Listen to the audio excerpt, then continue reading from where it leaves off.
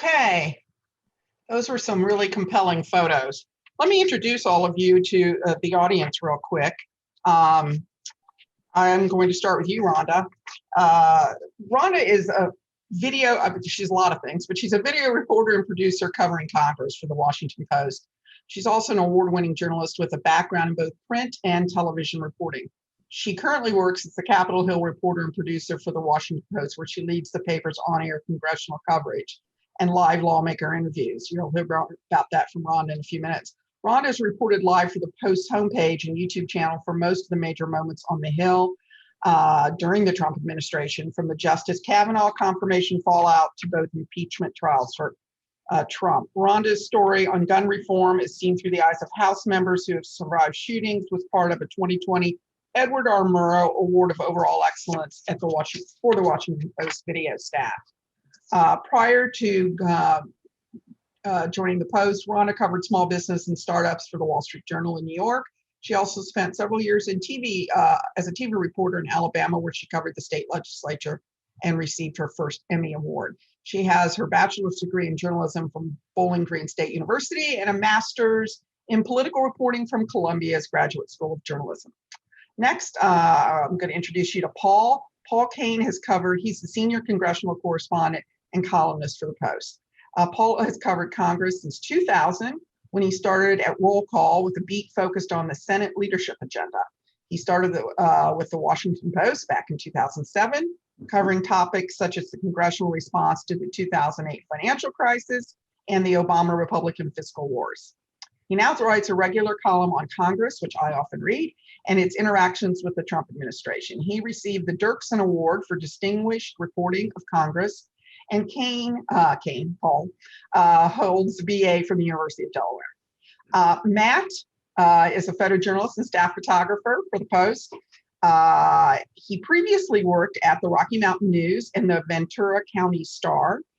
During his time as a photographer, Matt has covered a wide range of assignments, including President Ronald Reagan's funeral, the 2004 Asian tsunami, the 2008 Democratic National Convention, and lots of other events around the world. He has won several awards. His work has been recognized by the Pictures of the Year International, World Press Photo, National Press Photographers Association's Best of Photojournalism, Scripps Howard Foundation National Journalism Awards, and the Best Portfolio in the Atlanta Photojournalism Seminar Contest. He was born and raised in my home state of Indiana and is a graduate of Indiana University. He's an avid sports fan. And just so everybody knows, he likes bar trivia and karaoke, which I think is interesting. Michael Robinson Chavez is also a staff photographer at the Post and a Pulitzer Prize-winning photographer at that. He became seduced by photography after a friend gave him a camera before a 3-month trip to Peru back in 1988. He's a native Californian and half Peruvian. He currently works as a staff photographer, of course, at the Post, but previous to that, he worked for the Los Angeles Times, the Boston Globe, and the Associated Press. Michael won a Pulitzer Prize in 2020 as part of a staff entry from the Washington Post covering climate change. He's a 3-time winner of the Robert F. Kennedy Award for Photojournalism and was named Photographer of the Year by Pictures of the Year International in 2020. He holds a BA in journalism from San Francisco State University. So welcome, all 4 of you. We've all been waiting kind of anxiously to talk to you. We're excited to learn what your perspective is on January 6th and just other coverage that you've done of civil unrest. My guess is that Matt and Michael have covered civil unrest before. Being photographers, you may have gone to other protests or other events that would be considered civil unrest. But we want to talk about January 6th today specifically. So Matt, I'd like to start with you and just kind of give us the rundown of what you saw, how you handled it, and what went on that day. Okay. So my assignment on January 6th was to start kind of like pre-dawn, and I was going to cover the rally that was going to be over at the Ellipse behind the White House. And so I was going to cover that, and then the plan was to go up to the Capitol, follow the crowds up to the Capitol when they made their march up there. So I got out there really early. It was still dark by the time I got out there.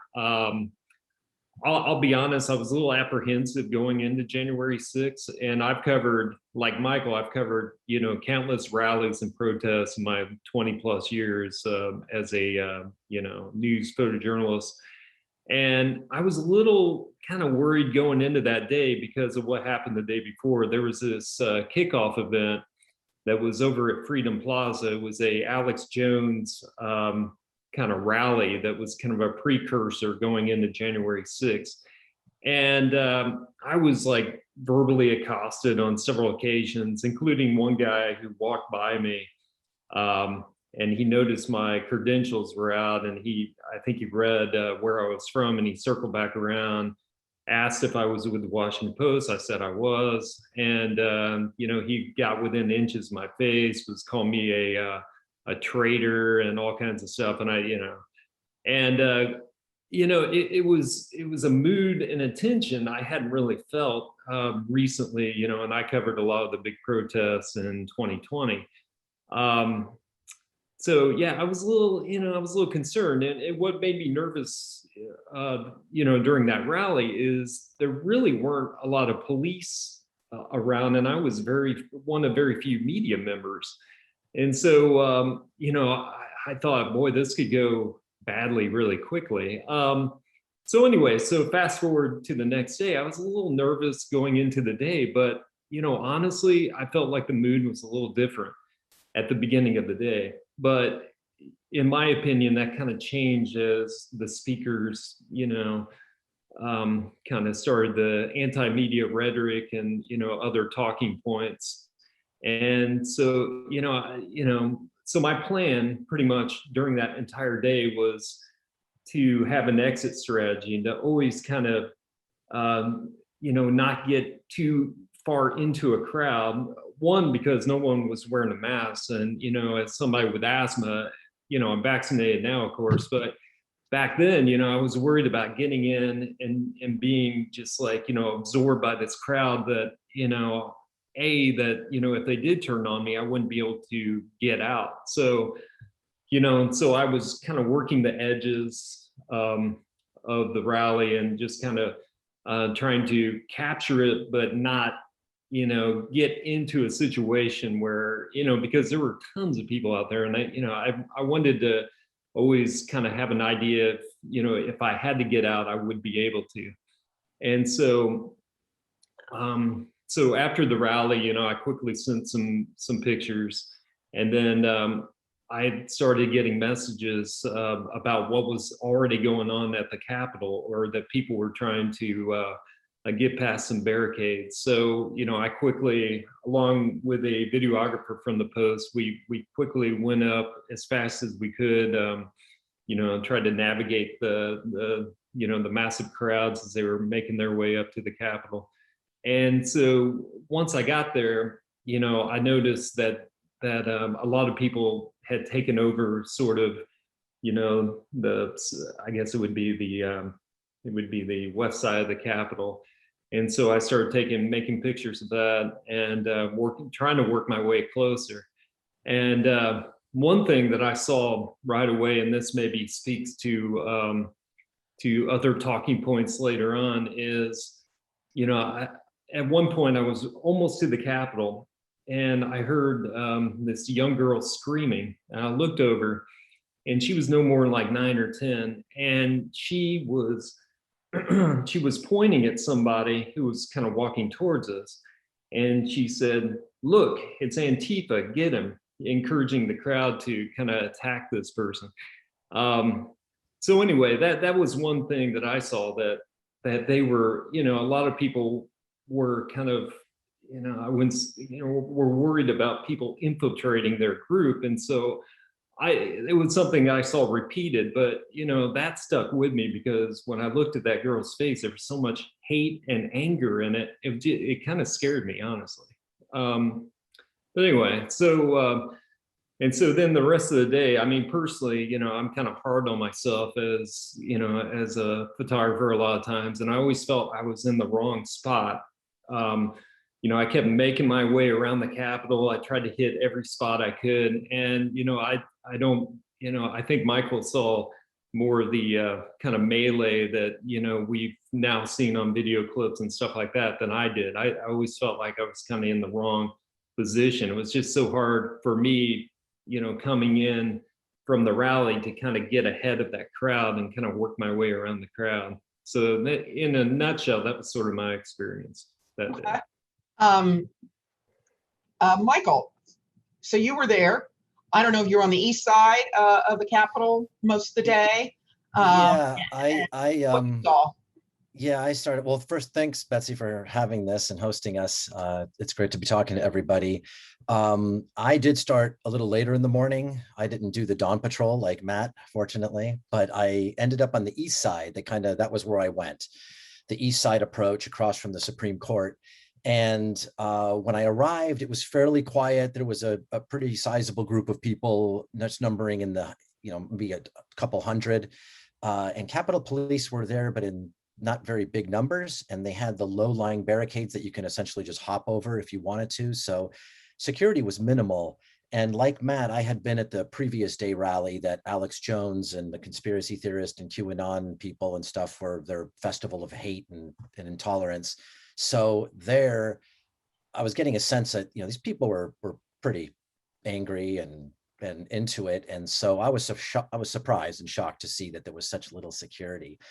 So as the morning went on, the speeches started, and I noticed that the temperament of the crowd started getting a little bit more vicious. There were members of the crowd, some of them had army helmets on and vests and were all in their tactical gear, and they were yelling at the Capitol Police, threatening them, telling them that they were going to kill their families. I hadn't heard this kind of rhetoric before, not at even when it's directed towards me, being a member of the enemy of the people. I never really heard that. So this was especially vicious. And then they started shaking the barricades. Capitol Police, they brought in a few more, but it's just the numbers were small. So I left to go file. So I sent some photos. I went over to Dirksen, which is a Senate office building adjacent to the Capitol. Went there, sent some pictures, and then I came back. And when I came back, the mood had changed. Capitol Police at the Constitution Avenue entrance to the Senate side of the US Capitol were really on edge. They were, it's closed, it's locked down here. And I showed them my credential. They said, we don't care. And they seemed to be in a panic. And then I looked down Constitution Avenue, and you saw one of the pictures I took with Capitol Police in the foreground in Constitution Avenue, and this mass coming down it. And I thought, okay, so they're pretty worried. And apparently people had already breached the west side, not the entrance to the Capitol, but where the scaffolding was for the inauguration, where they were setting that up. And so I went back to the Senate side entrance, and there on the lawn to the west side, it kind of is a slope that goes down into the mall. It was like the scene from The Walking Dead. There were just all these people moving up the hillside and, with their flags and banners. And I realized like, this is going to be very serious. So I did not want to work alone. So I, especially because there was so much hatred and animosity towards the press. So I called a friend of mine, and he was able to get out of the Capitol and join me. And we went down, and that's where we started taking pictures of everybody that started scaling the wall that you saw one of the pictures where they were climbing up the wall of the Senate. I said, okay, well, that's something you don't see all the time. So we started working there, and it was one of those moments where you kind of have to tell yourself, okay, breathe, slow it down, because you're kind of frantic and want to cover everything around you. But you got to remember that this is an iconic moment, and you got to remember that. So I would just slow down, and we worked that for a while. And then I met some other photographers, and they were going to go inside. But my fear of going inside is that this is a mostly anti-vaccine, anti-mask denial mob, a pandemic denial. And this was a super spread event in my mind, just waiting to happen. And I knew we already had two photographers inside the Capitol. Bill O'Leary was actually in the House chamber. And so I said, okay, I'm just going to stay on the outside and cover what's happening out here, because then I can file my pictures quickly. If I get stuck inside, I may not be able to file, or I may get my stuff stolen from this mob. So then I stayed outside, and then I finally went back and filed, and then I went back again, and that's where I got pictures of them coming down the steps on the other side. You see that one guy had been pepper sprayed, and it was so odd because they're coming down and talking about like, oh, let's go get some beers now, and love, where do you want to eat? And that was great. It's just kind of, wow, they just like broke into the Capitol, threatened lawmakers. There's people that are dead, and this is like, in that sense, maybe they were tourists. There's the tourists on the rock climbing wall outside the Senate. I mean, it was absurd. And so as they all were coming out, I made more pictures there, and then circled around late in the evening, where finally Metropolitan Police came in and kind of took over the scene and said, you guys are all out of here, and pepper sprayed them. And that's when they started clearing everybody out. But it wasn't until after nightfall that happened. And then filed the rest of my photos. And it was just astonishing to see how it unfolded, the anger, the viciousness. It was an astonishing day. So, and that's kind of how I ended it. I just called the desk and said, I'm spent and I'm going to go home. Oh my gosh. Paul, from what I've heard or what I've read that you wrote, you were in the Senate gallery when all of a sudden something happened. You're on mute, by the way. There you go. Yeah. So my job that day was to help sort of the congressional pool system. Because of COVID, we had to limit the number of people, reporters who would be in the Capitol, in the Senate and House chambers, in the gallery above. And so my job was for the afternoon to just sort of cover the Senate debate once the Republicans challenged specific states to the Electoral College, the first one being Arizona. And so at 1:30, they came back, the Senate came back from the House side because there was a challenge to Arizona, and they started debating it. And I would periodically pop out of my little spot to go into our office, which is sort of attached to the Senate chamber, and just to sort of quick file a bit of color to our desk and to the rest of the congressional pool. And I just sort of noticed that people were outside on the lawn outside the Capitol. And honestly, it didn't faze me because I had been led to believe that over the years that they had, you go into certain portions of the Capitol, the visitor center underground, they have blast resistant doors. I mean, they built these doors underground to prevent a blast. So I thought, well, what good are these people going to do? They're not going to get into the building.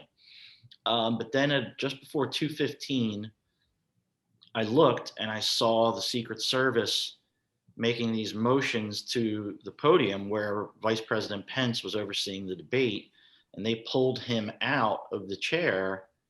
And I knew right away that meant security was getting really dicey. And I ran out and into the press office, and I just sort of yelled to everybody, they pulled Pence from the chair. They pulled Pence from the chair. And I ran down one flight of stairs to the second floor where the Senate physically is, and that's the entrance point for senators. And only one other reporter followed me, Igor Bobik of Huffington Post.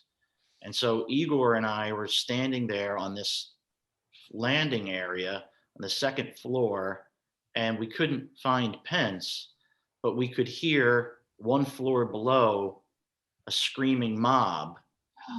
And I heard the sound of a baton twirling on the ground. I initially thought it was actually a police officer using the baton against the protesters. I later learned from the video that Igor shot that this was the now iconic epic clash of Officer Eugene Goodman against just violent, vile racists wearing shirts about Auschwitz and carrying the Confederate flag. Igor had a phone, had recording devices. He went down that flight of stairs, hit record, and captures that video. I didn't have anything on me at the time. I don't even think I had a notebook. So I went up the steps, and by the time I got up to the top of the steps, the sergeant at arms staff of the Senate basically grabbed me. I'm, I've been doing this for 20 years. They know me. So they just grabbed me and just sort of threw me into into the Senate gallery in the VIP area where Mrs. Pence and Greg Pence, the brother, had just been as they were locking the doors. And I looked around the whole Senate chamber, and people were running around locking the doors on the second floor and the third floor as police with guns were running around the chamber. And I looked down, and there was, an emergency police responder with a big orange sash that said police across his chest. And on the other shoulder was an automatic weapon. And that officer, 2 feet to his right was Chuck Schumer, and 2 feet to his left was Mitch McConnell. And for 15 minutes, that officer looked left to that door, straight ahead to the other door, right to the other door, back and forth, waiting to see if those people were going to charge through the doors. That never happened. And it was about 15 minutes that we were in there before finally the Capitol Police had figured out an escape route, an evacuation route, where if you watch the impeachment trial, they actually have video of it, of the senators going out and down a back flight of steps to the first floor. And they had to then dash about 75 feet to another stairwell where they exposed themselves to dozens, if not 100, 150 of the rioters who just never realized that those were senators. Us, the press up on the third floor, we had all been brought in and locked the doors. We then went out to the third floor elevators because one of the staff made clear, like, we can't go downstairs because those steps had already been breached, as Igor's video had just shown. And we crashed into the elevators, went down to the basement, and we had been instructed to go into the Capitol Visitor Center, which was basically built to be a security fortress for some form of terrorist event. But when we got down to the basement level area, we saw one cop with his arms wrapped around the doors, screaming at us to go the other way because the visitor center had already been breached. We learned in the impeachment trial that Chuck Schumer had gone through those doors and was supposed to go to the visitor center, and instead came within yards of the rioters and had to turn around and run to a different direction for safety. We eventually meandered our way through a couple of different office buildings till we got to a secure hearing room. And it was just everyone together, senators, their staff, the parliamentarian staff. One of the last things that happened inside the Senate as the evacuation started, as I looked down, was the staff of the Senate parliamentarian grabbed the boxes that contained the Electoral College certificates. Right. And as we later would know, 15 minutes or so after, when we abandoned the Senate, they broke onto the Senate floor and were rifling through everything. Ted Cruz's desk, his papers, all of that. Had they not grabbed those Electoral College certificates, they almost certainly would have found them. And look, eventually Biden still would have been declared president, but not that night. Like, they needed those certificates physically in order to certify him as the winner. And once we got over into that secure hearing room, the initial talk was that the entire complex was under siege and not safe, and they were going to get a caravan of buses and try to evacuate the senators onto buses and take us all to one of the military facilities nearby. Like that's how much their concern was. Like they basically gave up the Capitol building itself and were on the verge of surrendering the entire complex at one point. But eventually more and more federal help was arriving. It took hours and hours for the National Guard to get there, but there were FBI police, US Marshals, Secret Service police. Each of those people started sending more and more militarized folks there. And by 4 o'clock, it was pretty clear that we were in just about the safest place in America because nobody was going to get to us. And then it was 7 o'clock, though, before the building was declared safe enough that for us to sort of go back with a police escort, walking all the way underground with the Electoral College certificates to head back into the Senate and start it up at 8 o'clock. Mind blowing and surreal. I would think that you're looking down thinking, I'm in the Senate, the United States Senate, and I'm seeing this man with an automatic weapon. Mind blowing. Rhonda, you're on mute, by the way, so you might want to take that. Great. You were filming? Tell everybody what you were doing on the House side as all this sort of started. Yeah, so we had a live show that aired on the Post homepage that day. And the plan, of course, was to cover the Electoral College vote count. So we were there for that joint session.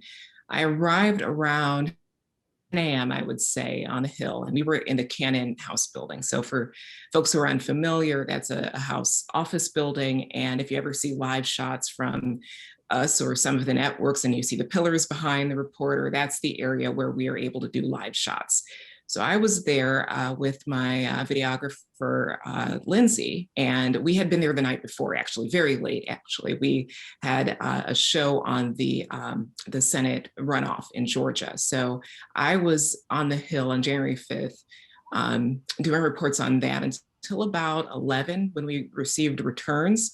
And I remember telling our anchor when we signed off that night that I felt there was a calm before the storm because we were aware that something would happen because of the challenges that were expected on the day after. So that's how we wrapped up our January 5th show. Was I feel like this is the calm before the storm. And we arrived on January 6th early in the morning to get a spot in the Cannon Rotunda. It was filled with other visual media who were also doing the same thing.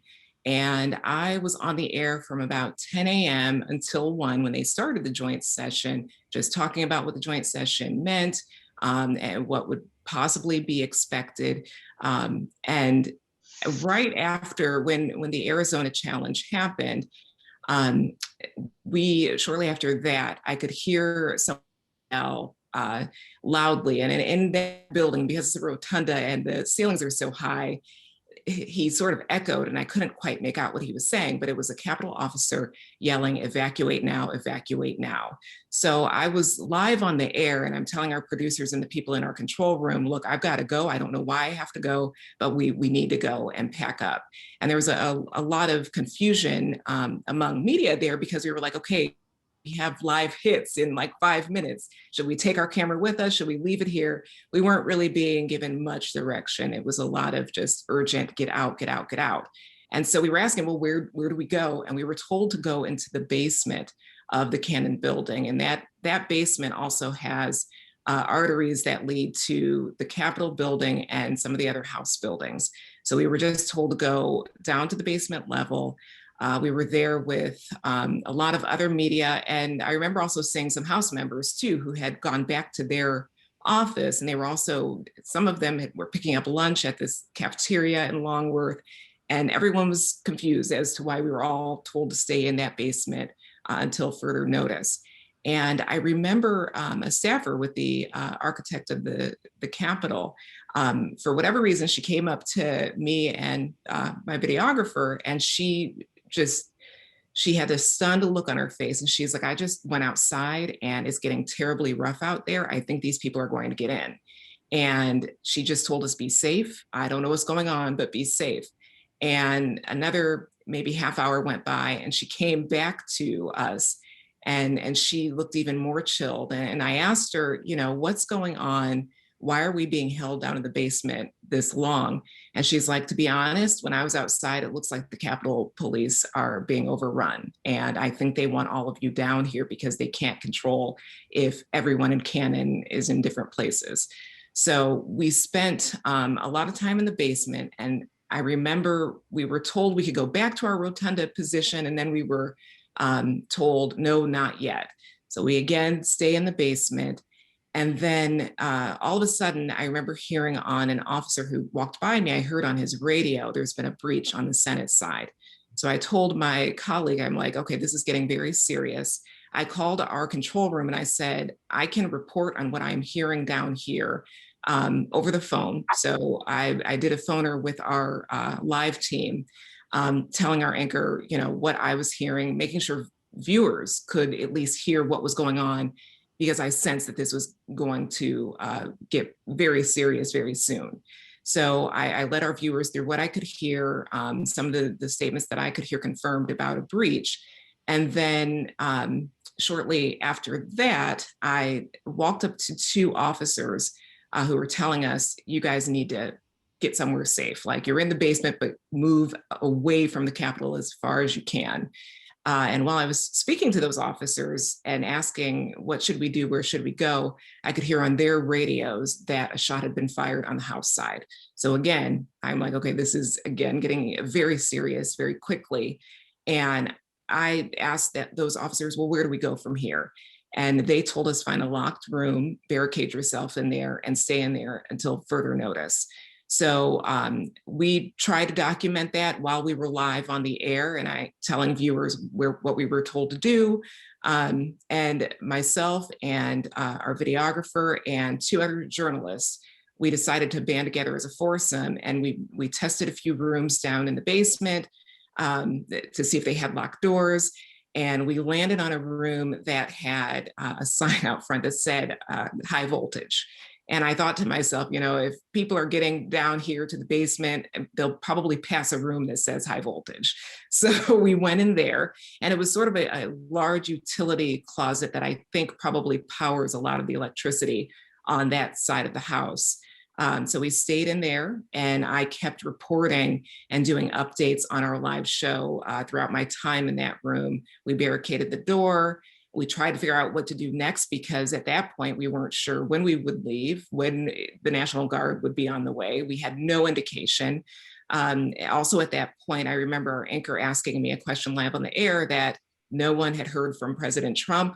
What were my thoughts as a person stuck in a barricaded room about that? And I said, I think that might speak volumes at this point, because we don't know when we're going to be able to leave here. So eventually I kept doing those live reports, and eventually we decided to leave that room and try to move to another place on the House side. At that point, I remember passing by several Capitol officers who looked really banged up. One was in a wheelchair. You could see that they had bandages on. And I remember asking one of the officers, I identified myself as a reporter from the Post, and asked, were these injuries sustained because of the insurrection? And they would not confirm that, but I just want to get a sense of what they were doing. But that's one point of that day that I won't forget, is seeing how they looked as if they had been overrun, which is of course what we now know. From there, we were in a lockdown situation. And what I usually tell people about the insurrection is that it was over hours. It wasn't just a couple hours, it was all day. So we were basically in that situation from about the 1 o'clock hour until 7 or 8 really, when they decided to lift the lockdown. So I made it to the Rayburn office building and talked to more officers to get a sense of what was going on, and just kept reporting live on our show until it was over, until we were able to leave that lockdown. And I remember talking to, House staffers, everyone had like their purses and their bags with them, because we were kind of stuck and didn't know when we'd be able to leave. We weren't getting a lot of answers as to when we were able to leave, but we left later that night. And I remember on my way out of the Longworth building, Nancy Pelosi passed us, and she was going back in to resume that joint session. But we left that night. We were able to get a secure vehicle to take us out of there, because with us, we certainly can't hide the fact that we're journalists. We have bags, we have gear, we have a camera, we have a light kit, we have all of these things that we could not, leave or abandon. So we were able to get out through the work of our editors, get out and in a secure vehicle and get home. That's amazing. Michael and Matt, I don't, when you're taking photos like crazy, like you were saying, Michael, you were just trying to frantically like make every photo you can make. Is there any need to identify who you photographed later? I mean, how do you do that? Or is it just like, I was there, here's what I saw? How does that work? Either of you can answer that, or both of you can. Well, in a situation like that, and that Matt and I were in, you're not worrying about identifying people, because that is a breaking news situation. You can't slow down and ask names of people as they're climbing up the wall or throwing a brick through a window or something, and they very well may turn on you. I mean, this was a hostile, violent mob. And so normally when we're out and we're shooting features or working on a story or something, yes, of course we get everyone's names and as much information as possible. But in a chaotic situation like that, you're just making pictures and looking, always, as Matt said, looking for your escape routes, how you can get out.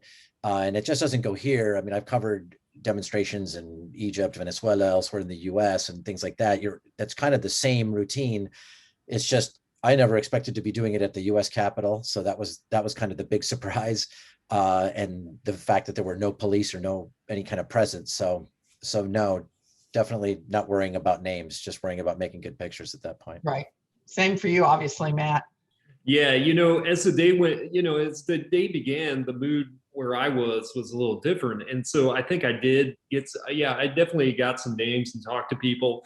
But, especially as I started making my way towards the Capitol after the rally, yeah, I was not getting names at that point. I mean, it became, as Michael said, I mean, I felt there was a couple situations where I was in where I got looks from the crowd where I thought at any moment they're going to just turn on me. And so, the less engagement, the better at that point. I was trying to do my job, do it quickly, move on, and not get caught, basically. Right. Somebody wrote in with an interesting both comment and question, probably more for Michael and Matt, but it says, I get a pain when I hear people say that January 6th was like a typical tourist day at the Capitol. How do you respond? And can there be some sort of special edition photo book to put these photos out to remind people, show people what exactly happened? Well, I would say you've probably done that to some degree, right? I mean, your photos are everywhere. Yeah, I mean, the photos from not just from us. I mean, there were people who were inside who made remarkable pictures. There's the video, the stories, and it's just, there's so much out there about what actually happened. And for these people who were trying to rewrite history and say it was just this calm touristic event, I mean, they're just trying to spin something and create something that actually didn't exist. And frankly, I mean, if you need convincing of that, I don't know at that point. So yeah, the whole tourist idea is just an absolute joke. Yeah. Oh, and Matt, I think I noticed, or Michael, you guys were running stories in the last couple of days. Paul, you might have even had one about whether they were going to do this commission. And some of your photos were with those articles on whether or not the commission was a go.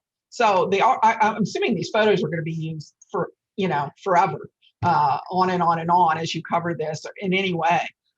This is a question for Paul and Rhonda. You don't probably find yourself in lockdowns often, I'm assuming. And when you do, are you now Paul and Rhonda trying to stay safe? Are you Paul and Rhonda reporters for the Washington Post? Are you, because you try to keep those separate normally, So now you overhear somebody saying something because they're in the middle of a crisis. Is that usable? I don't know. How do you separate being a reporter or journalist from being a person in a crisis? Paul, why don't you start? Yeah, so two things just about the experience of lockdowns, evacuations, and such. I was I was on the Capitol grounds on September 11th, and and in the 2 to 3 years after that, it seemed about like every few months there was some sort of scare, and there would be these crazy pell-mell evacuations of the Capitol.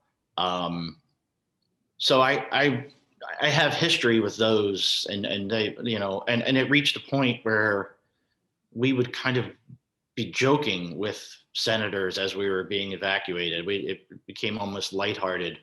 But long lockdowns like that, I never had really been through. Like I don't.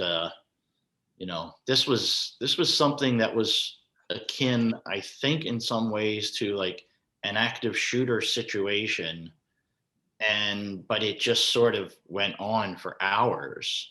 Um, my girlfriend works at a different news organization, and she was talking to a Capitol police officer the 2 days later, and he looked fine and sounded fine, and then she looked at his hands, and his knuckles were bruised and bloodied still, and he just explained that it was hand-to-hand medieval combat at certain points outside. um, Inside, we were in there with senators, and yeah, like, so some of what we heard was definitely usable and news. um, Eventually they sort of separated us into an anteroom area where the press was, and the senators would be there by themselves. But yeah, some of that, what was anything that was said there was newsworthy, but we were also really respectful. Like I at that point, when we first got into this secure hearing room, I approached Amy Klobuchar and Mitch McConnell's chief of staff, and I said to them, you should tell everyone not to tweet where we are. Don't go to Facebook and be like, hey, I'm safe in this hearing room. I'm like, they might be watching and they'll know where we are. So in that sense, we were in it together. Right. And in a really lighthearted moment, I was a valuable person at first because I had a fully charged laptop and chargers, and I had multiple senators come up to me to ask for a 5 to 10 minute boost off of their phones because they were down to 3 or 4%. Right. One senator, I won't name him, but I'll spare him. He lost his phone, and somebody said, well, that's all right. I'll call your wife for you from my phone. And he looked and said, I don't know her number. she's just in my contacts. I just press wife. And so he had to get his home state colleague to text his chief of staff, to text the other chief of staff to ask the wife what her phone number was so they could go back, and then he could borrow somebody's phone to call her and say, hey, I'm safe. Yeah. Well, again, you feel a sense of camaraderie because you're in a shared horrible same time. I guess you're also trying to think, is this something I need to remember and use? Your article was pretty, and you wrote something, I think, that night, Paul, and again the next day. And Rhonda, you were like doing it as you were doing it. I think you were reporters first, but I was just wondering about that, and if there was any ethical dilemmas for you. If you had seen a senator's breakdown crying, would you have reported that, Paul? Would that be something, if somebody was a jerk and was screaming at the top of their lungs, or, I mean, if anybody just sort of crashed and burned, would you have used that, do you think? Well, I'll do a better real life version of something that happened when, I went more than an hour not able to talk to my girlfriend because she was hiding in a small office, and she was in one of those hallways where the rioters were walking down and trying to break down doors. And when she was finally evacuated to safety and we were able to talk, I went into an area of that secure space where I wasn't supposed to be. And I watched, as we were talking, I watched the 12 or so Republican senators who were supporting the who were supporting Trump's position in the Electoral College. I watched them leave the main room and go into a room themselves to clearly debate what they were going to do now that there had been this insurrection. I got that from a place I wasn't supposed to be, and I didn't know how I was going to be able to report it. So what I did was I told my coworkers, I said, listen, I just saw Ted Cruz, Josh Hawley, all go into a room together. I can't tweet that right now. I can't share that because that'll probably get me like kicked out. But you guys go report it out. And they were able to talk to the staffs who talked to their senators who said, yes, we're meeting right now and we're probably going to not. They ended up only challenging Arizona and Pennsylvania as opposed to the 6 full states. Right. So that was a moment where I got something that I really probably wasn't supposed to, but it was important information. And I sort of worked my way around it Right. to cover my own ethical quandary. Rhonda, you said you're leaving and then you see Nancy Pelosi run by, and now I would be thinking, she's in the middle of this crisis too, but I'm also a reporter. Do I try to stop Nancy Pelosi and ask her a question as she running down the hall, or do I just let the poor woman be? So what do you do in a situation like that? Right. Well, with that situation, at that point, she was flanked by a lot of security. And in fact, I did not realize it was Nancy Pelosi. And this was probably by design from her security team or whatever security team that had been brought in to protect her that night. I remember she was in the center. And if you've ever seen her in person, she is fairly short. And there were, taller people above her. But there was one security guard who saw me and also our videographer come down the hallway. And we were the only two people in that hallway with them. And he stood right in front of us. And it was so bizarre that my eyes went to him. And I'm like, why is this man just stopping in front of us? And I believe it was to divert our attention to him, let her walk by, Right. So that we didn't stop, because he probably didn't know we were pressed, because we were, I remember telling Lindsay, look, we don't know who we're going to meet when we get out here. So let's put our press badges inside our coats. I mean, we've got our gear. That's a dead giveaway, but at least we'll tuck in our press badges. So I'm assuming Nancy Pelosi's team didn't even know we were media. They were just protecting her from two individuals walking down the hallway as she was. So she was definitely not in a situation where I could typically approach her or Right. join a gaggle of reporters. Right. And yeah, they were all walking very determined to get back to the chamber. Other circumstances, I probably would have stopped and asked for comment, but it was just, you do kind of think in your head, okay, we all are humans. We all have just gone through something possibly traumatic. What do we do in this instance? Right. Yeah, you do those gut checks. Yeah. And we're not quite out of time yet, but one of the questions I was thinking of and someone just posed is, I assume there was some sort of debriefing, like maybe you guys went back to the Post at some point and talked to your editors and said, what do we need to do differently if we ever find ourselves in this situation again? So is there sort of any new approach to civil unrest and dangerous protests by the Post, or is it something you can't really plan for? Why don't we start with you, Michael? Anything you do differently? Well, we certainly couldn't go back to the Post because the newsroom was closed as a result of the pandemic. And that's right. I forgot. You guys. There were a couple of safe houses. Like there was a security protocol kind of in place beforehand. I think. Or was that for inauguration? I think that might have been for inauguration, actually. Yeah, I mean, something like this I shouldn't have been totally unexpected given the signs that were there and what we saw on January 5th. Uh, but no, we haven't had anything where, us as a department, let's say, uh, here's how we're going to do this, here's how, safeguards and things like that. I mean, now you just kind of follow the same protocols that you have covering conflict in the past and protests. There's sort of like a way you do it. And with the racial reckoning that's been happening, there's been a lot of that. So there's been a lot more protests happening on a regular basis. And so, everyone kind of has the right equipment and you figure out the best places to be. You don't work by yourself, you don't get isolated. So we've kind of kept all those tactics in place in terms of how we go cover these events.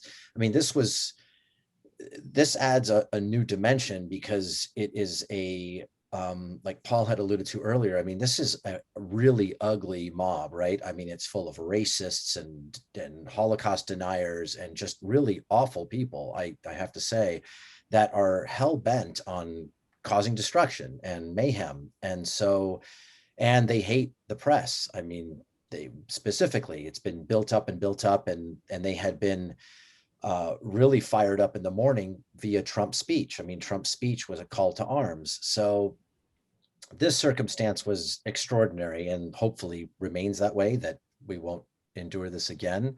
Right. So it was a little bit different. Matt, if it was me, on the one hand, throughout the summer, we know reporters were arrested at various protests. And so were photographers. At least here in Richmond, we had some actually arrested, even though they had credentials and they told the police that they were members of the press. It didn't seem to matter to the police. So on the one hand, you want everybody to see your credentials, so they'll leave you alone and let you continue covering the event. But at the same time, that makes you more vulnerable to people like in this crowd that hate the media. So how do you sort of be official, but sort of remain incognito at the same time? I mean, or do you? Is it possible? Right. So, I'm a big believer in being transparent. And, if anybody ever asks me who I am, I'll always say, I'm a photographer with the Washington Post. And I even did that to some degree on January 6th. I never misled anybody. But, after what happened on January 5th, I tucked away my credentials. I mean, for January 6th, I had them, inside my shirt the entire day. And there were, some exchanges where people really wanted to know where I was. And I kind of, sometimes I just kind of, acted like I didn't hear anybody and kind of walked away, honestly, if I thought it could, lead to me being harmed, or injured,